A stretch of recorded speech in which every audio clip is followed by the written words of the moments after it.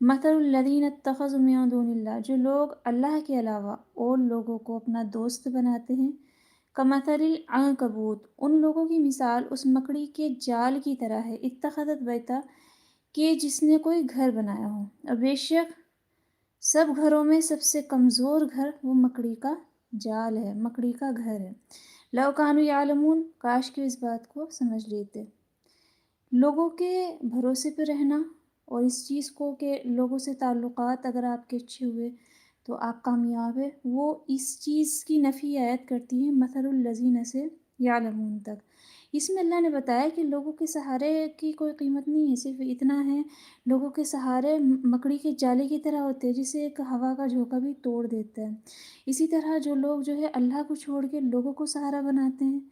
وہ کافر بھی ہو سکتے ہیں، مسلم بھی ہو سکتے ہیں، مسلمان بھی ہو سکتے ہیں۔ کافر تو کھلم کھلا غیر